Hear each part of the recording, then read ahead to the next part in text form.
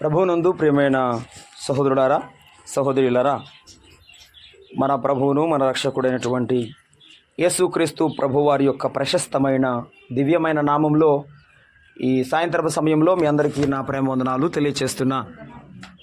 మరి మన ప్రియులు సహోదరుడు తిప్పస్వామి గారు, సహోదరి, అలాగే తమ్ముడు నరేష్, దేవుని మహాకృప చేత వారు విశ్వసించిన నాటి నుండి నేటి వరకు ప్రభు సన్నిధిలో ప్రభువుని గణపరచుట ఎంతైనా ఆనందకరం.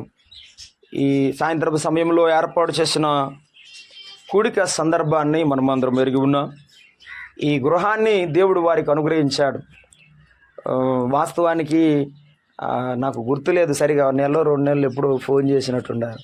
అప్పుడు నేను రాలేదు. జరిగించండి అంటే మీరు వచ్చినాక జరిగిద్దాంలే బ్రదర్ అని అన్నారు. బహుశా తమ్ముడు ఇక్కడ పరిచయం చేయడం, సంఘం ఏర్పడడం దేవుని మహాకృప. మరి ఇక్కడికి తమ్ముని బట్టి మేము రావడం వల్ల మీరు మమ్మల్ని ప్రేమించడం చూసినప్పుడు మేము నిజంగా దానికి అంత అర్హులం కాదు. దేవుని మహాకృపను బట్టే మీరు మమ్మల్ని ప్రేమిస్తున్నారు. క్రీస్తునందు సహోదరులుగా మమ్మల్ని ఎంచి నిజమైన ప్రేమ, క్రీస్తు ప్రేమను మా పట్ల చూపిస్తున్నందుకు మేము కృతజ్ఞులం. సమయం మనము గమనించి ముందుకు సాగవలసి ఉండగా దేవుని వాక్యాన్ని చదువుకొని మనము ధ్యానం చేద్దాం.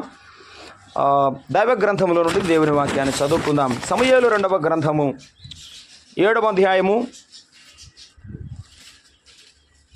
సమూయేలు 2వ గ్రంథము 7వ అధ్యాయము 27వ వచనము, 28వ వచనము, 29వ వచనాన్ని మనము చదువుకుందాం. ఈ సాయంత్రపు సమయంలో సమూయేలు 2వ గ్రంథము 7వ అధ్యాయము 27, 28, 29. ఇశ్రాయేలుల దేవా, సైన్యములకు అధిపతియగు యెహోవా, నీకు సంతానము కలుగజేయుదునని నీవు నీ దాసుడైన నాకు తెలియపరచితివి గనుక ఇలాగు నీతో మనవి చేయుటకై నీ దాసుడు నాకు ధైర్యము కలిగెను. యెహోవా నా ప్రభువా, మేలు దయచేయుదునని నీవు నీ దాసుడైన నాకు సెలవిచ్చుచున్నావే. నీవు దేవుడవు గనుక నీ మాట సత్యము. దయచేసి నీ దాసుడైన నా కుటుంబము నిత్యము నీ సన్నిధిని ఉండునట్లుగా దానిని ఆశీర్వదించుము. యెహోవా నా ప్రభువా, నీవు సెలవిచ్చి ఉన్నావు. నీ ఆశీర్వాదము నుండి నా కుటుంబము నిత్యము ఆశీర్వదింపబడునుగాక. చిన్న ప్రార్థన చేసుకుందాం. ప్రేమగల మా ప్రియ ప్రభువా, స్తోత్రార్హుడా, మీ పాదములకు వందనములు, స్తోత్రములు చెల్లిస్తున్నాము. ఈ సాయంత్రపు సమయంలో మీ పాద సన్నిధిలో ప్రభువా మేమందరము కూడి కీర్తనల ద్వారా మిమ్మల్ని ఘనపరచుటకు, మహిమపరచుటకు ఇచ్చిన కృపకాయ స్తోత్రములు. పాడిన ప్రతి స్వరం ఆశీర్వదించండి. ఇంకా మరెక్కువగా మిమ్మల్ని ఘనపరచునట్లు పాడుటకు సహాయం చేయండి. మీ బిడ్డలు మీ నామమును ఘనపరచగూరి ఏర్పాటు చేసిన ఈ కుడికలో మీ వాక్యమును చదువుకున్నాము నాయన. ఒకడు ఎన్నిక లేనివాడు, నిష్ప్రయోజకుడు, లోకరీతిగా కూడా ప్రయోజనము లేనివాడు. మనిషిని మరుగు చేయండి నాయన. మీరు మాతో మాట్లాడితే మేము ఆనందం, సంతోషం, ఉజ్జీవం పొందగలం. ఈ కూడికలో మీ నామమునకు మహిమ ఏర్పాటు చేసిన దిన కుటుంబానికి నిజమైన మీ కృపా దీవెన, పాపికి రక్షణ కలిగించమని, మా ప్రభు అయిన యేసుక్రీస్తును ప్రత్యక్షపరచుమని క్రీస్తు యేసు నామమున వినయముతో ప్రార్థన చేసి వేడుకుంటున్నాము తండ్రి, ఆమేన్. ప్రభునందు ప్రియమైన సహోదరులారా, సమూయేలు 2వ గ్రంథము 7వ అధ్యాయంలో 29వ వచనములో నా కుటుంబము నిత్యమును నీ సన్నిధిని ఉన్నట్లుగా దానిని ఆశీర్వదించము అనే మాట మనము చాలాసార్లు విని ఉండవచ్చు. కానీ ఈ సాయంత్రపు సమయంలో ప్రభువు మనతో మాట్లాడే మాట విషయమై మనము ఆలోచన చేద్దాం. బైబిల్ గ్రంథమంతటిలో దావీదుకు దేవుడిచ్చిన ఆశీర్వాదములు అనేది ఒక గొప్ప అంశం. దావీదుకు దేవుడిచ్చిన ఆశీర్వాదములు అనేది ఒక గొప్ప అంశం. అలాగున దేవుని వాక్యమును ఆలోచన చేసుగా ప్రభు నాకు ఇచ్చిన తలంపులు మీ ముందు ఉంచాలని ఇష్టపడుతున్నా. ఈవేళ ఒక్క మాటను మనము ఆలోచన చేద్దాం. అవి ముందుగానే గుర్తు చేస్తాను. యెషయా గ్రంథము చదివేటప్పుడు దేవుడు నాకు ఇచ్చిన ఆలోచన అది. 7వ అధ్యాయంలో 2వ వచనంలో దావీదు ఇల్లు 13వ వచనంలో అది దేవుని ఇల్లు. దావీదు ఇల్లు ఎవరి ఇల్లు? దావీదే, కానీ అది దేవుని ఇల్లుగా మార్చబడింది.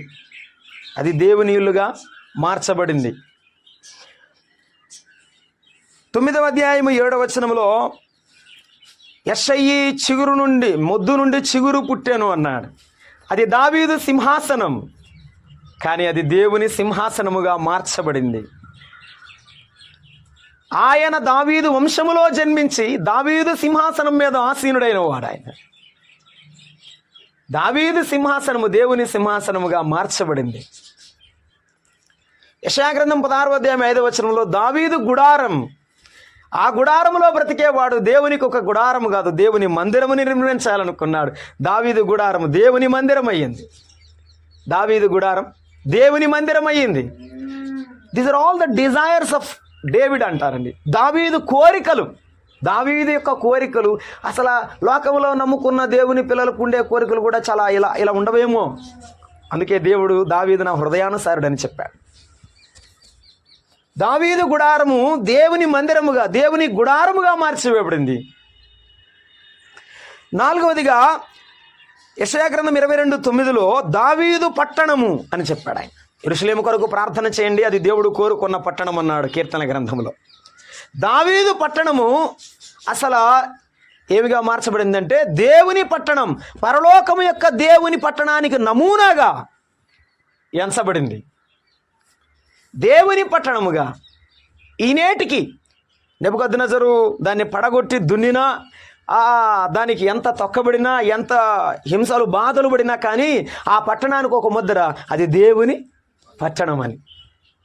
అది దావీదు పట్టణం అని పేరు పెట్టి పిలువబడిందే.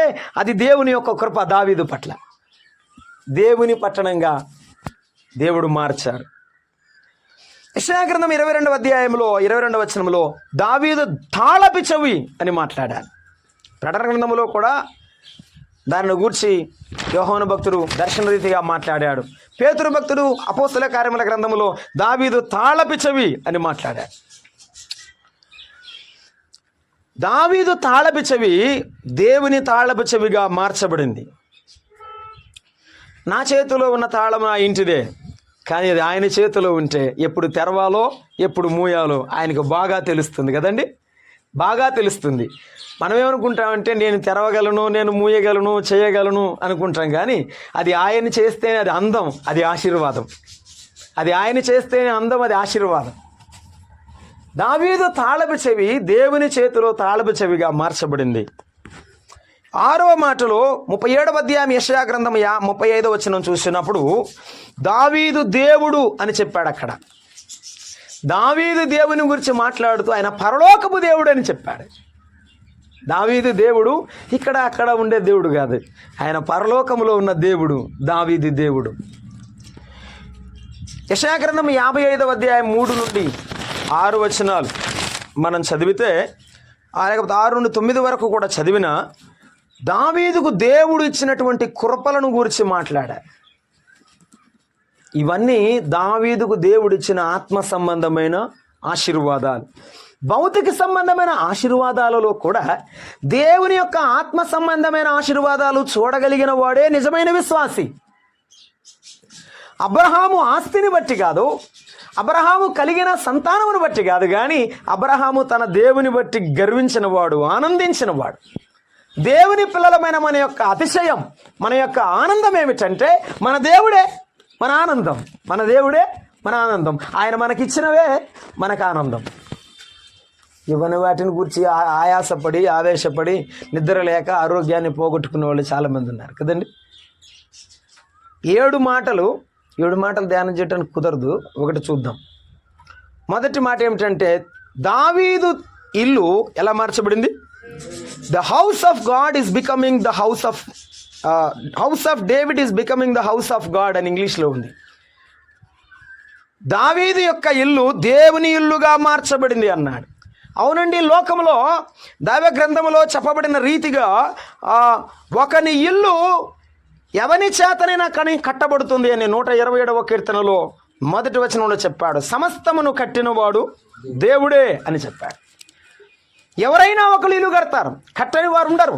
వారు నమ్మినా నమ్మకపోయినా ఇల్లు కడతారు. కానీ యేసు ప్రభు వారు ఒక మాట చెప్పారు. మత్తయి సువార్తలో 7వ అధ్యాయము 24వ వచనంలో మనం చదువుకుంటాం. చూడండి, అందరూ ఇల్లు కడుతుంటారు, నమ్మినా నమ్మకపోయినా. ఎలా కట్టాలి ఇల్లు? ఏమి కడితే, ఎలా కడితే అది చాలా సుభిక్షంగా సురక్షితంగా ఉండగలుగుతోంది?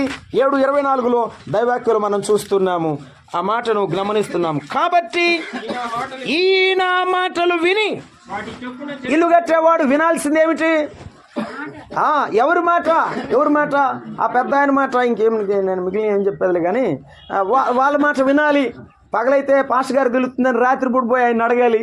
ఏంది డేట్ అడగాలి, లేకపోతే ఏలు ఎడబెట్టాలి, దాన్ని ఏమంటారు, పుల్ల ఎడబెట్టాలి, ఇటు జరపాలి అటు జరపాలి అంటారు కదా. అది ఎవరిని అడగాలట? ఎవరి మాట వినాలి? ఈ నా మాటలు విని ప్రతివాడు తన ఇల్లు కట్టాలి అంటే ఆ దేవుని మాటలు వినాలి. బట్ ఎలా కట్టాలి? నా మాట విని వాటి చొప్పున చేయు ప్రతివాడు బండ మీద కట్టాలి. నా మాటలు వినేవాడు ఎక్కడ కట్టాలి? బురదలో కాదు, ఇసుకలో కాదు. నా మాట వినేవాడు ఎక్కడ కట్టాలి? బండ మీద ఇల్లు కట్టిన ఎటువంటి వాడు?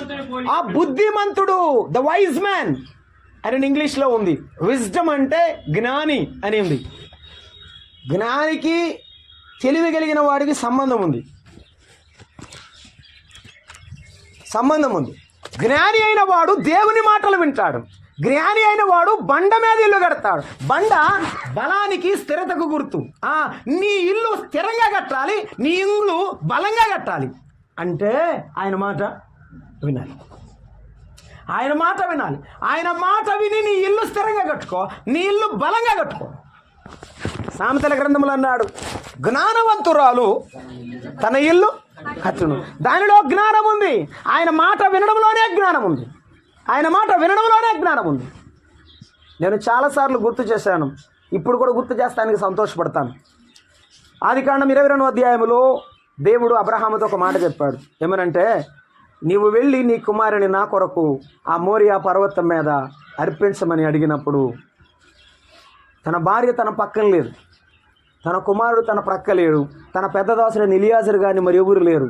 అబ్రహాముతో దేవుడు ప్రత్యక్షమై దర్శన రీతిగా చెప్పిన మాటను విని గాడిదకు గంత కట్టి తెల్లవారునేప్పుడే లేచి కట్టెలు సమకూర్చుకొని భార్యకు కూడా చెప్పకుండా బయలుదేరాడు. కొడుకు కూడా చెప్పలేదు. కొద్ది దూరం వెళ్ళిన తర్వాత అడిగాడు, తండ్రి ఎక్కడికి వెళ్తున్నామని అడిగాడు. నేను ఎవరికి చెప్పకుండా బయలుదేరి దేవుని సన్నిధిలో అక్కడ ఆ ప్రదేశానికి వెళ్ళి బలిపీఠం కట్టి బిడ్డను ఆ కట్టెల మీద పడుకోబెట్టి కత్తి పైకి ఎత్తినప్పుడు దేవుడు చెప్పిన మాట ఏం తెలుసా? అబ్రహామా చిన్నవాని మీద చెయ్యి వేయకుము, ఇందువలన నీవు నాకు భయపడువాడవని నేను ఎరిగి ఉన్నాను. దేవుడే అబ్రహాం ఎటువంటి వాడే ఎరిగాడు. భార్యకు తెలిసినా తెలియకపోయినా, బిడ్డలకు తెలిసినా తెలియకపోయినా, నేను ఒంటరిగా ఉన్నా, 10 మందిలో ఉన్నా, ఆఫీసులో ఉన్నా, దేవుని భయముగా బ్రతికితే, దేవుని మాట ప్రకారంగా చేస్తే, అలాగ వింటుంటే, ఆయన మాట విని అనుసరిస్తే ప్రభు యొక్క కృప క్లిష్ట సమయంలో కూడా నీకు తోడుంటుంది. It's a promise of God. దేవుని యొక్క ప్రమాణం ఇది. దేవుడు తప్పిపోవడం. దావీదును దేవుడు కనికరించడానికి గల కారణం మనం చూసేటప్పుడు ఆలోచన చేస్తుండగా, మన ఇంటిని బండ మీద కట్టాలి. ఆ బండ స్థిరతకు లేకపోతే బలానికి గుర్తుగా ఉండగా, మనము ఆ స్థిరతను, బలాన్ని దేవుని యొక్క మాటలా వెతకాలి. మనుషుల మాటలలో కాదు, మనుషుల మాట కాకుండా ఆయన మాట ప్రకారంగా కట్టాలి. ఈ బండను గురించి కొరింథీ పత్రిక 10వ అధ్యాయంలో చెప్పాడు. నా ప్రియమైనటువంటి సహోదరుడారా, ఈ సంగతి మీకు తెలియకుండా నాకు ఇష్టము లేదు అని చెప్తూ ఆయన కొరింథీ రాసిన మొదటి పత్రిక 10వ అధ్యాయంలో ఆ మాట మాట్లాడుతూ, ఇశ్రాయేలు అందరూ కూడా, మీ పితరులు అందరూ కూడా సముద్రంలో నడిచిపోయారు, మేఘము కింద వారు నడిచి వెళ్ళారు.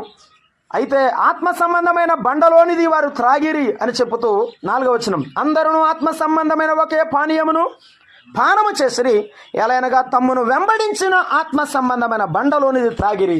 ఆ బండ ఆయన మాట ప్రకారముగా ఆయన మాట మీద కట్టువాడు. మరి మామూలుగా మాకు ఇంటర్వ్యూస్ చేస్తారు, దాంట్లో నేను కూడా కూర్చుంటాను అనమాట. ఇంగ్లీష్ చెప్తాను కాబట్టి ఇంటర్వ్యూస్ చేస్తారు కంపెనీస్కి. ఆ బోర్డు మెంబర్స్లో నేను కూడా కూర్చుంటే నేను అడక్కముందే చెప్పాలన్నమాట. Tell me about yourself, నీ గురించి నువ్వేం చెప్తావో చెప్పమంటే చెప్తాడు పిల్లోడు. My father is a farmer, మా నాన్నగారు రైతు, my mother is a housewife అని చెప్తాడు. నేను హౌస్ వైఫ్ అంటే ఒప్పుకోను అనమాట. ఆమె ఇంటికి భార్య కాదు కదా అని చెప్తాను అనమాట. షీఈ్ అ హోమ్ మేకర్, గృహాన్ని నిర్మించే ఆవిడ అని చెప్తాను అనమాట. ఇల్లు అంటే ఏంటంటే 4 గోడలు కాదు. ఇల్లు అంటే ఏంటి? 4 గోడలు కాదు, 4 మనుషులు.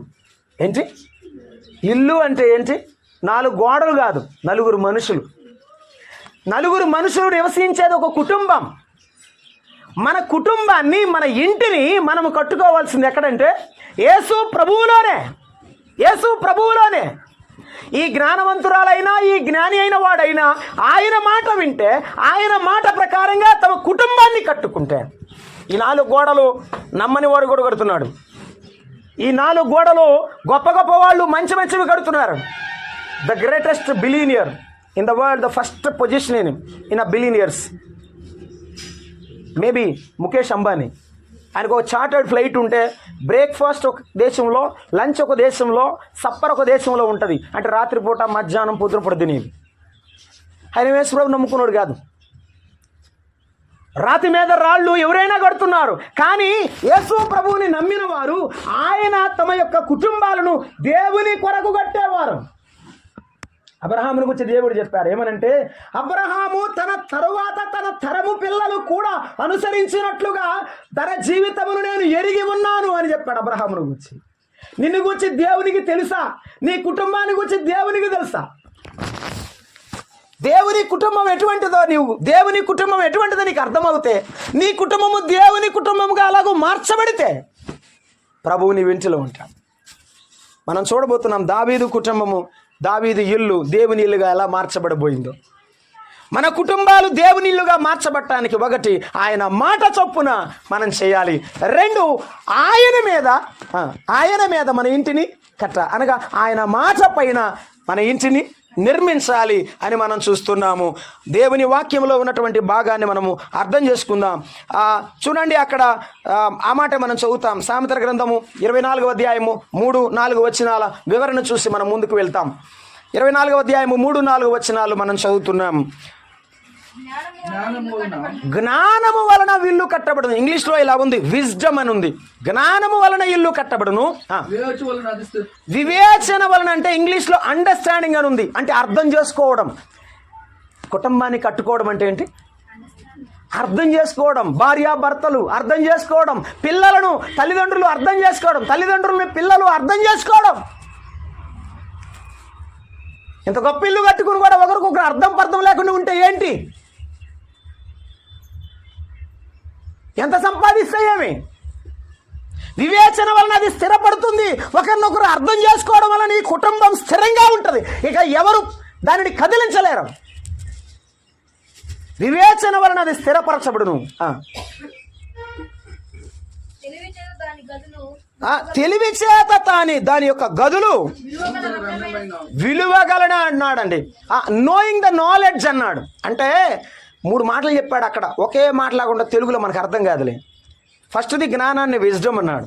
అంటే మనము తెలివితేటలు అంటారు చూడండి, పాముల వలె వివేకం అంటారు, దానితో కలిపినటువంటి ఆలోచన wisdom. Wisdom comes from sovereignty, అంటే సార్వభౌమాధికారమైన దేవుడి దగ్గర నుండి వచ్చేది వివేకం, మనుషుల దగ్గర నుంచి వచ్చేది కాదు. వివేచన అంటారే మంచి చెడులు ఎరిగి ఉండడం, అది లోకంలో ఉన్నోడి దగ్గర కూడా ఉంటుంది, విద్య వలన కూడా రావచ్చు. కనుక మన ఇంటిని నిర్మించడానికి జ్ఞానం అవసరం.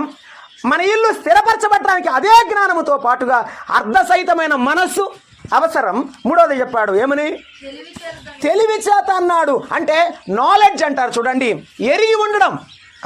భార్య ఎలాంటిదో భర్త ఎరిగి ఉండడం, భర్త ఎలాంటిదో భార్య ఎరిగి ఉండడం, పిల్లలు ఎలాంటి మనస్తత్వం గలవాలో ఎరిగి వారి ప్రకారంగా ఉండడం, కుటుంబంలో ఒక గొప్ప ఏం చెప్పాడు అక్కడ వివేచన. ఆఖరిలో చెప్పండి ఆ మాట, రమ్యమైన సర్వ సంపదలతో నింపబడుతుంది. గుర్తుంచుకుందాం, మన కుటుంబాల్లో చాలా మట్టుకు జరిగేటువంటి రప్చర్ అంటారు చూడండి, ఇకపోతే మనస్పర్ధలు, ఒకరికి ఒకరు పసగకపోవడం కారణం ఏమిటంటే ఒకరి మనసు ఒకరు అర్థం చేసుకునే ఆలోచనే లేదు. అనుకునేది ఏంటి తెలుసా? నన్నెవరు అర్థం చేసుకోరు, అమ్మ అనుకుంటుంది నన్నెవరు అర్థం చేసుకోరు, నాన్న అనుకుంటాడు నన్నెవరు అర్థం చేసుకోరు, పిల్లలు అనుకుంటారు మా అమ్మల్ని ఎవరు అర్థం చేసుకోవట్లేదు, వీళ్ళిద్దరికి మేము అర్థం కావట్లేదు అనుకుంటారు. ఇంతకేంటి, ఎవరినెవరు అర్థం చేసుకోరు. కుటుంబం అంటే అది కాదు. అందరూ కలిసి కూర్చునేది కుటుంబం, అందరూ కలిసి మాట్లాడుకునేది కుటుంబం, అందరూ కలిసి నిర్ణయం తీసుకునేది కుటుంబం, అందరూ కలిసి ఒకే అడుగు వేసేది కుటుంబం. దేవుని వాక్యం ఎంత స్పష్టమైనది. దేవుని వాక్య ప్రకారంగా కుటుంబాలు అలాగూ అడుగులేస్తే ఎంత బాగుంటుంది. దేవుని వాక్యం ఎంత రమ్యమైనది. దావీదు కుటుంబానికి కూడా మనం జ్ఞాపకం చేసుకుందాం. ఈవేళ దేవుని కుటుంబముగా దావీదు కుటుంబం ఎలాగూ మార్చబడిందో మనము ఆలోచన చేయబోతున్నాము. చూడండి, 101వ కీర్తనలో దైవ గ్రంథములో మనం చూస్తున్నాం. చూడండి, 101వ కీర్తనలో 101వ కీర్తన దావీదు కుటుంబాన్ని గురించి మనము జ్ఞాపకం చేసుకుంటున్నాం. ఆ ఒక మాటను చదివే ముందు నేను ఒకటి చదవాలని చాలా బాగా దేవుని ఆత్మచేత ప్రేరేపించబడుతున్నాను. యెషయా గ్రంథము 11వ అధ్యాయము, యెషయా గ్రంథం 11వ అధ్యాయం చదివి ముందుకు వెళ్దాం. యెషయా గ్రంథం 11వ అధ్యాయం మొదటి వచనం. యెషయి మొద్దు నుండి చిగురు పుట్టును, వాని వేరుల నుండి అంకురము ఎదిగి ఫలించును అన్నాడండి. యెషయి రాజరికపు వంశానికి గుర్తు, స్థిరమైన రాజరిక వంశానికి గుర్తు. సౌలు వంశము అప్పుడే వచ్చింది, అప్పుడే కనబడలేదు. కానీ దావీదు వంశము దేవుని యొక్క సింహాసనాన్ని దేవుడు స్థిరపరిచాడు కాబట్టి ఆ సింహాసనం వృక్షమైంది, మహావృక్షమైంది. కానీ అది కూడా నరికివేయబడి మొద్దుగా మిగిలింది. ఆ మొద్దులో నుండి వచ్చిన చిగురే మన ప్రభు అయిన యేసుక్రీస్తు వారు. మత్తయి సువార్త 1వ అధ్యాయం 1వ వచనంలో చెప్పాడు, దావీదు కుమారుడైన యేసుక్రీస్తు వంశావళి అని చెప్పాడు. ఆ ఇంటిలో నుంచి ఎవరు వచ్చారు? మత్తయి సువార్త 1వ అధ్యాయం 1వ వచనంలో చెప్పాను కదా. ఆ ఇంట్లో నుంచి ఎవరు వచ్చారు? యేసుక్రీస్తు వచ్చారు. ఆ ఇంటిలో యేసుక్రీస్తు జన్మించాడు. దావీదు ఇంటిలో జన్మించిన యేసు ప్రభు. మన ఇంటిలో యేసయ్య ఉన్నాడా? మార్త యేసు ప్రభు అని తన ఇంట చేర్చుకుని అనే మాట బైబిల్లో మనం చదువుతాం. మార్త యేసు ప్రభువుని తన ఇంట చేర్చుకొనెను. దావీదు కూడా దేవునిని తన హృదయములో తన ఇంటిలో చేర్చుకున్నాడు. 51వ కీర్తనలో చదువుతున్నప్పుడు దావీదు పలికినటువంటి ఆ సందర్భంలో మాట ఏమిటంటే, దేవా విరిగి నలిగిన మనస్సే నీకు ఇష్టమైన బలి, విరిగి నలిగిన మనస్సును నీవు అలక్ష్యము చేయవు. ఇంగ్లీష్లో నేను చదువుకుంటాను, బ్రోకెన్ హార్ట్ అని ఉంది. విరిగిపోయిన హృదయము అని అర్థం. దావీదు హృదయం ఎప్పుడు పగిలిందో నాకు తెలియదు, కానీ పగిలిన మాట మాత్రం వాస్తవం. దావీదు మనస్సు దేవుని ఎదుటలో మోకరిల్లినప్పుడు, తన యొక్క పాపమంతా కనబడినప్పుడు, దేవుని ఎదుట సాగిలపడ్డప్పుడు దావీదు దుఃఖపడుతూ ఏడ్చాడు, ఎలుగెత్తి ఏడ్చాడు. దావీదు మనస్సంతా పగిలిపోయి దేవుని పాదాల మీద పడింది. దావీదు తన మనసునిచ్చాడు. దావీదు దేవునికి తన హృదయం ఇచ్చాడు. దావీదు తన భార్యను, బిడ్డలను దేవుని సన్నిధిలో నడిపించడానికి తన వంతు పనిని తాను చేయగలిగాడు. తన కుటుంబాన్ని స్థిరపరచమని దావీదు ప్రార్థన చేశాడు. ఆ ప్రార్థన మనం చదువుకున్నాం. దావీదు పిల్లలు, దావీదు కుటుంబాన్ని గురించి ఆలోచన చేస్తున్నప్పుడు, దావీదు దేవుని నమ్ముకున్నవాడు, దావీదు కుటుంబము దేవుని ఆశ్రయించిన వాడు. తర్వాత సొలొమోను దేవుని మందిరాన్ని కట్టాడు కదండి, దేవుని దేవాలయం నిర్మించిన వాడు. దావీదు కుటుంబము దేవుని నమ్ముకున్న కుటుంబం, ఆయనకు స్థానమిచ్చిన కుటుంబం. ఈ సాయంత్రం వేళ ప్రభువుని బట్టి నేను చెప్పే మాట ఏమిటంటే, మనకి ఎంత ఇల్లు ఉండొచ్చు, ఎంత చిన్నదైనా ఉండొచ్చు. ఇటీవల నాకు ఒక బ్రదర్ ఒక ఫోటో షేర్ చేశాడు. ఇద్దరు కారులో భార్యాభర్తలు ఉన్నారు. ఒక భార్య తూర్పుకు చూస్తోంది. ఆ కారులో ఉన్న ఆయన మిస్సెస్ ఈయనేమో పడబడుగు చూస్తున్నాడు. ఇద్దరు కారులో ఉన్నారు, అది ఏసీ కారు. అది రాశాడు కింద, ఇది ఏసీ కారు అని. ఎర్రటి ఎండలో సైకిల్ ఉంది ఆ కారు పక్కనే. ఇద్దరు భార్యాభర్తలు కూర్చున్నారు ఆ సైకిల్ మీద. వారిద్దరు ముఖాలేమో నవ్వుతూ ఉన్నాయి. భార్య ముఖం చూస్తూ మాట్లాడుతున్నాడు. ట్రాఫిక్ సిగ్నల్ వేస్తే ఆపి ఉందన్నమాట అవి, కారు సైకిల్. ఈ వెనకమాల భార్య నవ్వుతూ ఉంది. అది కింద క్యాప్షన్ రాశాడు, ఆనందానికి అంతస్తు అవసరం లేదని. ఏమవసరం లేదు? అంతస్తులు అవసరం లేదు ఆనందానికి, లగ్జరీస్ అవసరం లేదు ఆనందానికి, కలిసిన మనసులుంటే చాలు. ఇప్పుడు కలవకే ఈ బాధ, కలవకే ఈ కష్టం. మన ఇంటిలో మన ఇల్లు పైకి లేవాలి, అభివృద్ధి చెందాలి అంటే కుటుంబంలో మనము చేయవలసిన మొట్టమొదటి కార్యం ఏమిటంటే మన దేవుని మన ఇంటిలోకి ఆహ్వానించడం. యేసుక్రీస్తు ప్రభువారిని మన ఇంటిలో చేర్చుకోవడం దావీదు కలిగిన గొప్ప భాగ్యం. అది దావీదు మనసు దేవుని మనసుతో కలిసిపోయింది. దావీదు మనసు దేవుని మనసుతో కలిసిపోయింది. అందుకే అంటాడు, నూనూగు మీసాలు కూడా రాని 16 ఏళ్ల పిల్లవాడిని అంటాడు, దావీదు నా హృదయానుసారుడు. Is not looking at the stature of a person and position of a person. ఆయన మనిషి యొక్క ఆహార్యాన్ని, మనిషి యొక్క గొప్పతనాన్ని చూడడు, మనిషి యొక్క మనసును చూసేవాడు దేవుడు. సమయాలు ఎత్తును అతని యొక్క పైరూపమును లక్ష్య పెట్టవద్దు, యెహోవా హృదయమును లక్ష్య పెట్టు. అమ్మా, నీ మనసును దేవుడు చూస్తున్నాడు అంతే, ఎవరిని నువ్వు చూడద్దు. యేసయ్య వైపు చూడు, నీ స్థితి వైపు చూడు. యేసు ప్రభువుకు నీ జీవితాన్ని అప్పగించుకో, నీ ఇంటిలోనికి ఆహ్వానించు. రావయ్యా యేసయ్యా నా ఇంటికి, నీ రాకకైనే వేచియుంటిని, రాకకైనే వేచియుంటిని. భక్తుడు పాట రాస్తున్నా 101వ కీర్తనలో అది ఉంది. నా ఇంటికి రమ్మని ఆహ్వానిస్తున్న దావీదు, నా ఇంటికి రమ్మని ఆహ్వానిస్తున్న దావీదును మనం చూస్తాం. అక్కడ చదువుకుందాం, చూడండి 101వ కీర్తనలో ఆ మాటను మనము జ్ఞాపకం చేసుకుంటున్నాం. 101వ కీర్తన 2వ వచనం. 101వ కీర్తన 2వ వచనం. నిర్దోష మార్గమున వివేకముతో ప్రవర్తించదు. నమ్ముకున్నాకేమంటున్నాడు? అయ్యా ఇక నుండి ఇంతకుముందు ఎలా ఉన్నాను నాకు తెలియదు, కానీ ఇక నుండి నిర్దోష మార్గం, ఏ దోషం ఎరగకుండా బతుకుతానయ్యా అంటున్నాడు. మన ఇంట్లో మనము ఎలా ఉండాలి చెప్పండి? నిర్దోషమైన మనసు ఉండాలి, నిర్దోషమైన నిష్కల్మషమైన మనసు ఉండాలి. నలుగురు కూర్చున్నప్పుడేమో నువ్వు మంచిదని నేను మంచిదని అనుకొని, ముగ్గురు వెళ్ళిపోయిన తర్వాత ఇద్దరు కూర్చుని మాట్లాడుకునేటప్పుడు నీకు ఇలా ముగ్గురు సంగతి నీకు తెలియదని చెప్పుకుంటాం అనేది అది పాపం. ఎదురు వచ్చినప్పుడే వందనాలు చెప్తాము, కానీ వాళ్ళు లేనప్పుడు మాత్రం వాళ్ళ గురించి మాట్లాడుతుంటాం. అది దోషం, అది దోషభరితమైన హృదయం. గుర్తుంచు, నిర్దోష హృదయముతో నా ఇంట నేను ప్రవర్తిస్తాను, వివేకముతో ప్రవర్తిస్తాను. ఎలా? ఇంట్లో ఎలా ఉండాలి చెప్పండి? వివేకముతో ఉండాలి. చాలాసార్లు మన జీవితంలో వివేకములే కోల్పోయిన తర్వాతే మనము ఏది చేస్తున్నామంటే మనం చేసేదే మంచి అనుకుంటున్నాం. అందువల్ల మనం ఇతరులకు అర్థం కావట్లేదు. వివేకముతో ప్రవర్తించదను, నీవు ఎప్పుడు నా యొద్దకు వచ్చదవు, నా ఇంట యథార్థ హృదయముతో నడుచుకుంటాను, నిర్దోష మార్గంలో వెళ్తాను, నాలో ఏ పాపము లేకుండా బ్రతుకుతాను వివేకంగా. నెంబర్ 2, యథార్థంగా ఉంటాడు. స్ట్రైట్ ఫార్వర్డ్ అంటారు చూడండి. ఇక అటు ఇటు ఏమి తిరగకుండా, లోపలేముందో బయట అదే ఉండేటట్టు యథార్థ హృదయముతో బ్రతుకుతాను. ఈవేళ మనము యేసుక్రీస్తు ప్రభువుని నమ్ముకున్న మన ఇంటిలో యథార్థంగా ఉంటే సమస్య లేదు. యథార్థత లేకపోవడం వల్లనే సమస్య.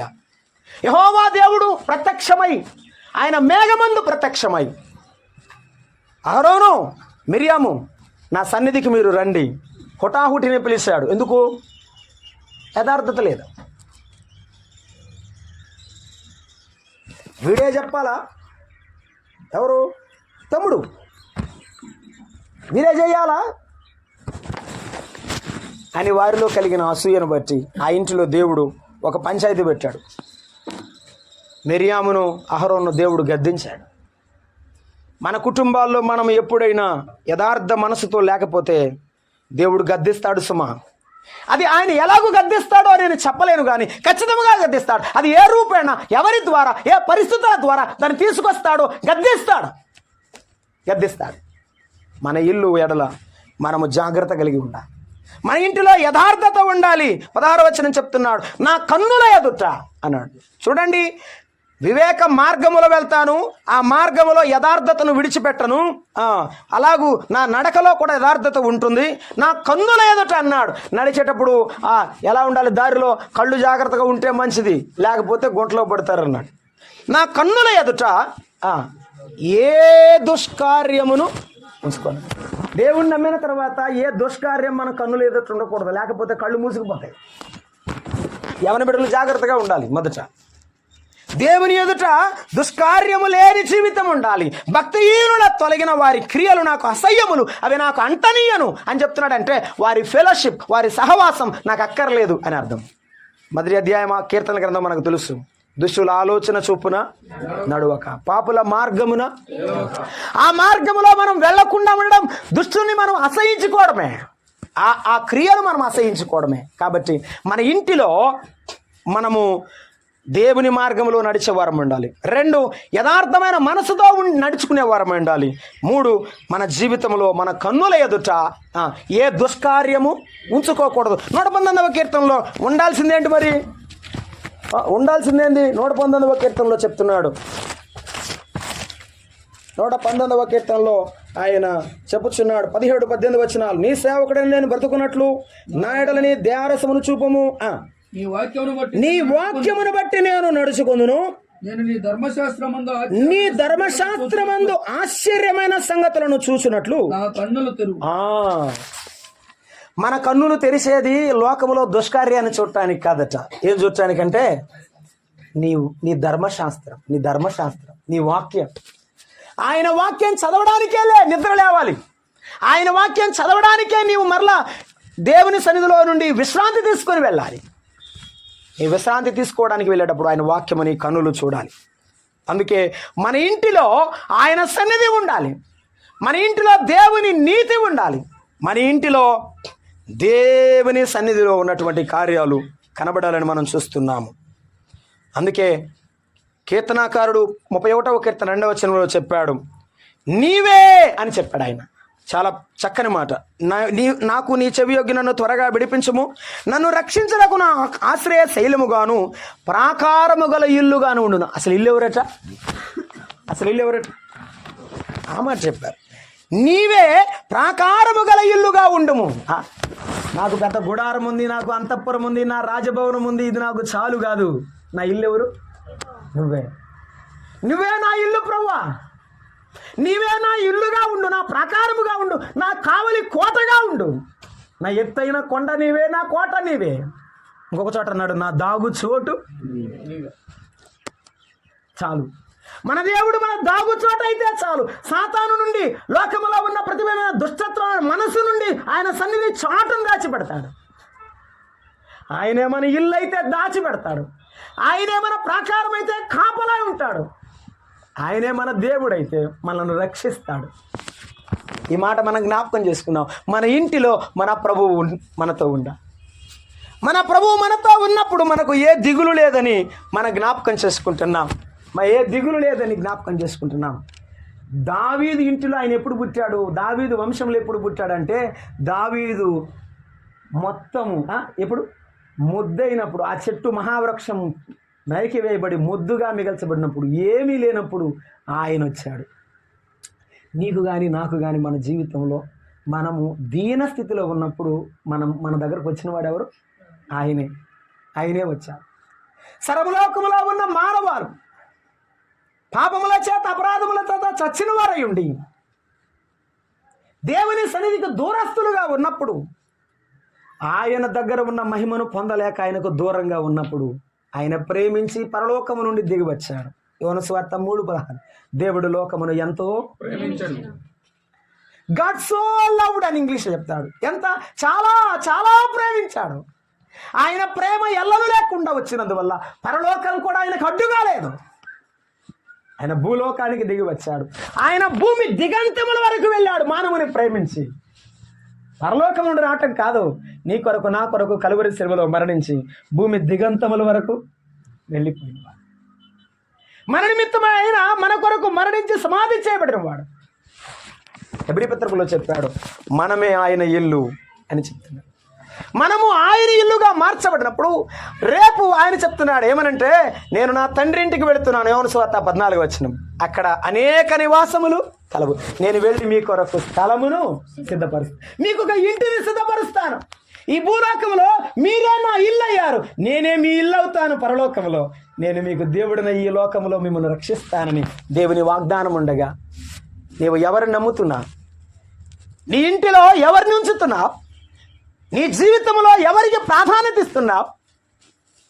ఈ లోకాన్ని విడిచిపెడితే యేసయ్యతో ఉంటానన్న నమ్మకం నీకుందో లేదో ఈ రాత్రి ఆలోచన చెయ్యి.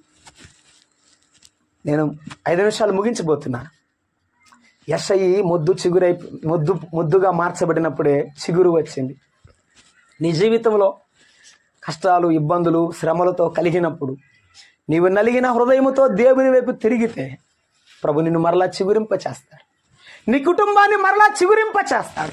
దావీదు దేవుని యొక్క వంశావళిలో మార్చబడినాడు. చూడండి, దావీదు వంశంలోనికి దేవుడు రావడానికి దావీదు అంత గొప్పవాడేమి కాదు, కానీ దేవుని కృపను దేవుడు అనుగ్రహించాడు. దావీదు దేవుని వంశావళిలో నీ పేరు, ఆయన జీవ గ్రంథంలో నీ పేరు రాయబడాలంటే మొదట ఆయనను నీ హృదయంలోనికి చేర్చుకోవాలి, నీ ఇంటిలోనికి చేర్చుకోవాలి. నీ కుటుంబం అంతా రక్షింపబడిన కుటుంబంగా ఉంటే దేవుని కృపతోడుగా ఉంటుంది. అందుకే సర్వలోకములో ఉన్న మానవులను రక్షించడానికి, పరలోకములో ఆయన రాజ్యములో ఈ భూమి మీద ఉన్న ప్రతి మానవుని తీసుకుని వెళ్ళడానికి ఆయనే దిగి వచ్చాడు. మనందరి పాపమును తన భుజాన వేసుకున్నాడు. ఆయన మన పాపమును మారు మీద మోసుకుని వెళ్ళి ఆ ఎత్తైన కొండ పైన 3 మ్రేకుల మధ్య వేలాడితేయబడ్డాడు. మనందరి పాపమును మోసిన దేవుడు మనందరి కొరకు ఆయన అనేక శ్రమలను భరించి, ఆయన గాయపరచబడి, ఆయన తన రక్తమును చెందించి మన పాపము నిమిత్తం ఆయన మరణించి సమాధి చేయబడి తిరిగి లేచినాడు. ఈ రాత్రి వేళ ప్రభునితో మాట్లాడుతున్నాడు. ఆయన ఎంత ఆశ్చర్యకరుడు అంటే సమాధి చేసిన తర్వాత మరణం అంట సమాధి దగ్గరికి వచ్చిందట. సాతానుడు కూడా వచ్చాడట. వచ్చి, మరణమా యేసయ్య ఎట్టున్నాడు అని అడిగితే, నేను బంధించాను, నీకేం బాధ లేదు, కొనుకోపో. ఒక దైవసేవకుడు చెప్తున్నా, ఏమీ బాధ లేదు, నేను బంధించేసాను, ఇక రానే రాడు. రామా ముద్రలు కూడా వేసాం, వెళ్ళిపోమంటే ఆదివారం తెల్లవారుజామున ఆయన లేవగానే ఆ సమాధి మీద ఉన్న ముద్రలు చెరిగిపోయాయి, సమాధి రాయి తొలగిపోయింది. ఆయన తిరిగి లేవగానే మరణము పత్తా లేకుండా పారిపోతున్నాడట. అప్పుడన్నట, ఓ మరణమా నీ ముల్లెక్కడ, నీ విజయము?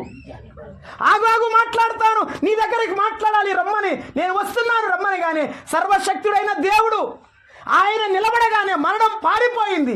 అందుకే అపోస్తలుల కార్యములు రాశాడు, మరణము ఆయనను బంధించి ఉండుట అసాధ్యం. కాబట్టి మరణం పారిపోయింది. ఆయన ప్రేమ ఎదుట ఏది నిలబడలేదు. సర్వలోకము కొరకు ఆయన ప్రాణమిచ్చుట ఎదుట, ఆయన త్యాగం ఎదుట ఏది నిలబడలేదు. ఈ రాత్రి నీవు ఆయన పాదాల దగ్గరకు వస్తే నీ ఎదుట నిలబడిన ఏ కఠినమైన తరమైన పరిస్థితి అయినా నిలబడదు. నీ పాపము కూడా అలాగున ఆయన రక్తముతో కడిగివేయబడుతుంది. ఆయన రాజ్య వారసుడు అవుతావు. ఆయన దీవెన నీ సొంతమవుతుంది. దావీదు ఇల్లు దేవుని ఇల్లుగా మార్చబడింది. దావీదు సంతానములో జన్మించి దావీదుకు గొప్ప కీర్తిని ఇచ్చిన దేవుడు ఈ రాత్రి ఆయన రాజ్యములో, ఆయన పరిశుద్ధ జీవ గ్రంథములో నీ పేరునిచ్చి నీ జీవితాన్ని మార్చివేస్తాడు. మన ఇల్లు దేవుని ఇల్లుగా మార్చబడిందా లేదా ఆలోచన చేసుకుందాం, పరీక్ష చేసుకుందాం. తిప్పస్వామి గారికి, తమ్ముడు నరేష్కు, సహోదరికి నేను చెప్పే మాట ఏమిటంటే, ఈ ఇంటిలో మోకాళ్ళ మీద ఉండండి, ప్రభు పాదాల మీద ఉండండి, ప్రభు పాదాలు పట్టుకోండి, ఆయన వాక్యాన్ని విడిచిపెట్టొద్దు, ప్రభు సన్నిధిని మర్చిపోవద్దు. నేను ఎందుకు ఈ మాట చెప్తున్నానంటే, మీ పట్ల నాకు ప్రేమ ఉన్నది, నా పట్ల మీకు ప్రేమ ఉన్నది. ప్రేమించి మిమ్మల్ని చూస్తున్నప్పుడు మీ గురించి చెప్పకుండా ప్రార్థించకుండా ఉండలేను. కాబట్టి చెప్తున్నాను, ప్రభుని విడిచిపెట్టొద్దు. ఏమైనా కానీ, ఏమైనా రాని, ఏమైనా పోని, ప్రభుతో ఉండండి. తెపసాంగ్ గారు మీరు వెళ్ళిపోయిన తర్వాత మీ సంతానానికి దిగులు ఉండదు. దావీదు వెళ్ళిపోయిన తర్వాత దావీదు సంతానానికి దిగులు లేదు. ఎందుకంటే ఆయనే వారి దేవుడు అయ్యాడు. ఈ కుటుంబానికి ప్రభువే దేవుడుగా ఉన్నాడు. అందుకు సంతోషం. ప్రభుకు స్తోత్రం. ప్రభు కృపా దీవెన మనందరికీ దేవుని నమ్ముకుని ఆయన పిల్లలకు తోడైండి నడిపించును గాక. ఆమేన్. కృపగల తండ్రి స్తోత్రారుడా మీకు వందనాలు. మమ్మల్ని కనికరించండి. ఈ రాత్రి మాతో మాట్లాడిన మీ ప్రతి మాటను బట్టి వందనాలు. మా బ్రతుకు కాలమంతా మీ పాదాల దగ్గర ఉండుటకు మమ్మల్ని నడిపించండి. మా ప్రభువా నీవే మా దేవుడవు ప్రభువా. మీ ఎదుట మేము ఎలాగో బ్రతకాలో మాతో మాట్లాడుతూ వచ్చినందుకు స్తోత్రం. మా ఇంట మేము ఎలాగో ప్రవర్తించాలో మాతో మాట్లాడుతూ వచ్చినందుకు అన్నారు.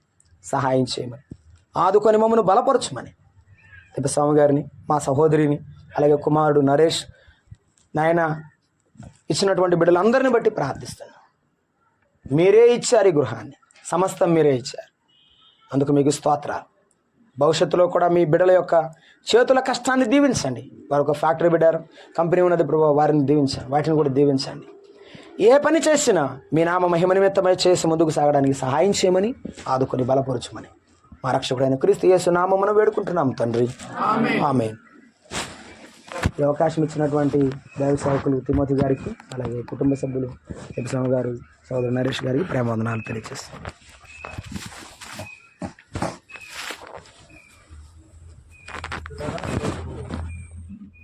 దేవుని దాసుడు దావీదు జీవితం నుంచి దావీదు ఇల్లుని గురించి కొంత జ్ఞానం అందించారు. చెప్పబడిన మాటలు ఫలించినట్లుగా నాన్నగారు ప్రార్థన చేస్తారు. నాన్నగారు ప్రార్థన చేసిన తర్వాత ముగించకూడదు. ఎందుకంటే వారు చెప్పిన తర్వాత మేము చెప్పకూడదు. దేవుని ఆత్మ మన మధ్య తాను ఎంతగానో ప్రభు బలపరిచినందుకై దేవుని ఆత్మచేత నింపబడి ప్రభు తన వాక్యాన్ని అందించారు. ప్రార్థన చేసి కూడిక ముగిస్తారు. ప్రార్థన చేసుకున్నాం. తండ్రి